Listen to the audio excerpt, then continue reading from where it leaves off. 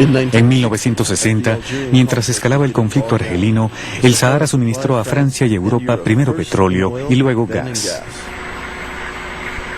Para ese momento se habían iniciado negociaciones secretas entre el gobierno francés y el gobierno provisional revolucionario argelino. Desde el principio, el tema del petróleo del Sahara fue motivo de acaloradas discusiones. Esto retardó en al menos un año el fin de la guerra, que finalmente concluyó con la firma de los acuerdos de Evian en 1962. Los acuerdos de Evian eran un compromiso que recogía las posiciones de ambas partes. Por un lado, los argelinos reclamaban la soberanía sobre sus recursos naturales en el Sahara, los cuales pertenecían al subsuelo de Argelia. Por otro lado, los franceses sabían lo importante que eran estos recursos petroleros y querían, al menos, un acceso directo a ellos, si no relativamente exclusivo, dada la competencia que existía en la época.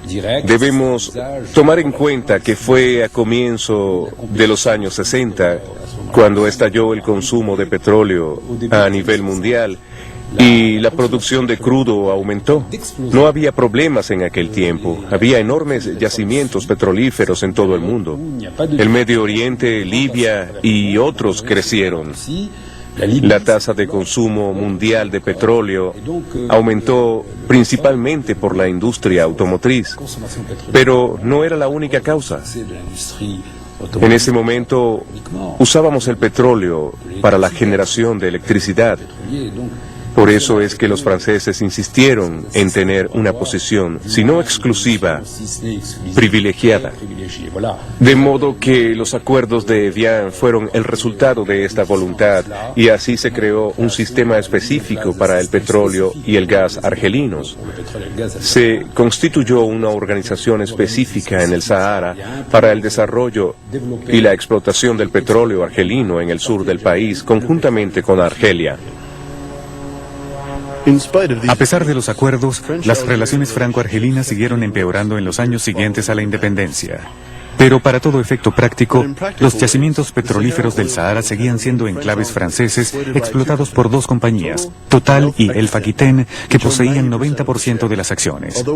Aunque se creó una compañía nacional, Sonatrach, los argelinos no pudieron controlarla por sí solos, al menos durante los primeros años, por lo que acusaron a los franceses de haberles dejado solo retazos de la riqueza petrolera. La tensión escaló otro peldaño cuando el coronel Boumedienne, un radical de la Guerra de Liberación con profundos sentimientos antifranceses, lideró un golpe de Estado en 1965. La amenaza de nacionalización de las compañías francesas se hacía cada vez más inminente. Debemos situar el problema de la nacionalización en su contexto a comienzos de los años 70, cuando a nivel mundial aún existían problemas referentes a la liberación nacional y hasta el derecho al crecimiento económico. La gente comenzó a cuestionar las relaciones económicas internacionales, es decir, a defender el derecho de los países del tercer mundo, agrupados también en diferentes asociaciones, al crecimiento económico. Y este derecho significaba estar en contradicción con aquellos que estaban encargados, los que tenían todo el poder. A las compañías extranjeras no les gustó eso para nada, especialmente a las francesas, que poseían el 90%. La confrontación franco-argelina terminó repentinamente el 24 de febrero de 1971, cuando Boumedienne, siguiendo el consejo del futuro presidente argelino Bouteflika, rompió las conversaciones con los representantes franceses y por primera vez en la historia de la OPEP se atrevió a imponer una decisión unilateral y soberana a sus poderosos interlocutores. Ha llegado el momento de tomar nuestras propias decisiones. Anuncio oficialmente, en nombre del gobierno y del Consejo Revolucionario, que desde ahora hemos tomado la decisión de expropiar el 51% de los activos de las compañías petroleras francesas. Estas son las decisiones que quería anunciar en esta ocasión. En nombre de la revolución, del gobierno y del pueblo argelino.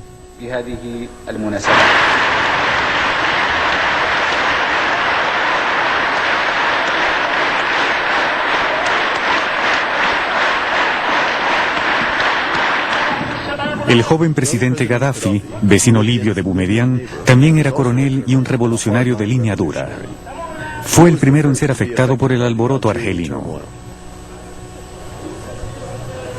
Solo tenía 31 años cuando tomó el poder después de derrocar al viejo rey Idris a través de un golpe de estado militar 3 años antes, en septiembre de 1969. Había heredado un tesoro petrolero del rey y quería usarlo como la fuerza motriz de su revolución, pero necesitaba controlar las compañías independientes estadounidenses. Estas se venían aprovechando de la regalía arcaica que había controlado el país durante los últimos 10 años.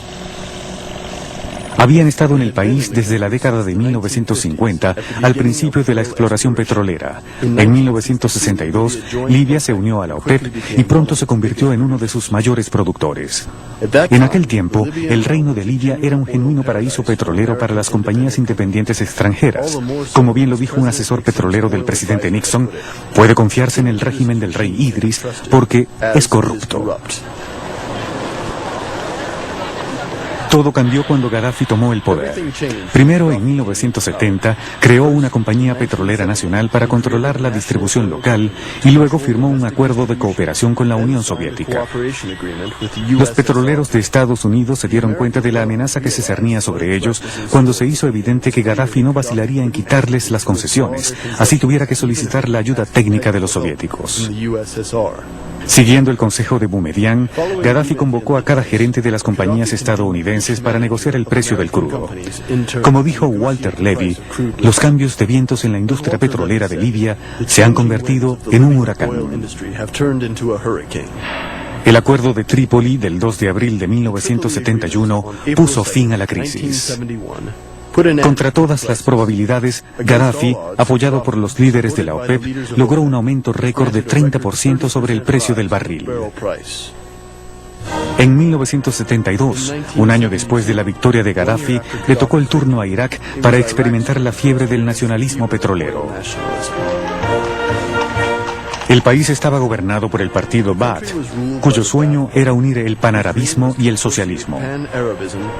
La compañía Iraq Petroleum, que era llamada la Vieja Señora de Londres y que había sido fundada 50 años atrás bajo el protectorado británico, estaba en decadencia. Ya había sufrido una derrota cuando el general Qassem formó la república, acabando con la monarquía instaurada por los ingleses. En 1965, Qassem se desquitó con la política de no inversión de la compañía Iraq Petroleum al revocarle 99,5% de las concesiones en superficie, dejándole solo las zonas ya explotadas.